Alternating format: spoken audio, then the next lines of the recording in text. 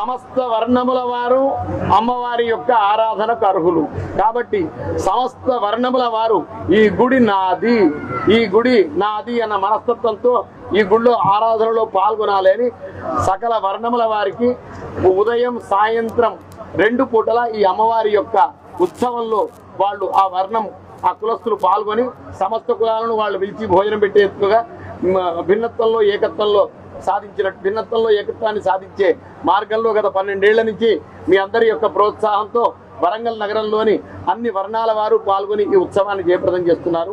అంకురార్పణ 19వ తారీఖు ఆనాడు. అట్లాగే ఏ రోజు బ్రహ్మోత్సవాలు 10 రోజుల పాటు జరుగుతాయి. ఉదయం ఏ వాహనం మీద అమ్మవారిని ఊరేగించాలి, సాయంత్రం ఏ వాహనం మీద అమ్మవారిని ఊరేగించాలి, ఉదయం ఏ రూపంలో అమ్మవారిని అలంకరించాలి, సాయంత్రం ఏ రూపంలో అలంకరించాలి, ఏ పూజ ఎట్లా చేయాలి, ఇవన్నీ మనకు శాస్త్రం చెప్పాడు. ఆ శాస్త్రం ప్రకారం మనం నడుస్తాం శాస్త్ర పద్ధతిలో. అట్లాగే మళ్ళీ ఇవన్నీ మీకు అందరికీ తెలుసుండే కరపత్రంలో వివరించబడింది.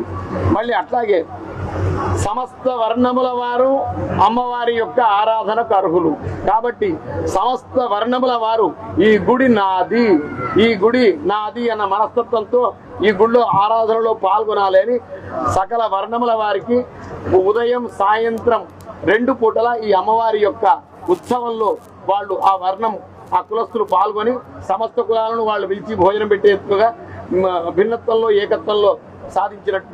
ఏకత్వాన్ని సాధించే మార్గంలో గత 12 ఏళ్ల నుంచి మీ అందరి యొక్క ప్రోత్సాహంతో వరంగల్ నగరంలోని అన్ని వర్ణాల వారు పాల్గొని ఈ ఉత్సవాన్ని జయప్రదం చేస్తున్నారు. అదేవిధంగా మీరందరూ కూడా ఈ సంవత్సరం కూడా అట్లాగే మీ యొక్క సహకారంతో ఈ ఉత్సవాన్ని జయప్రదం చేయాలి.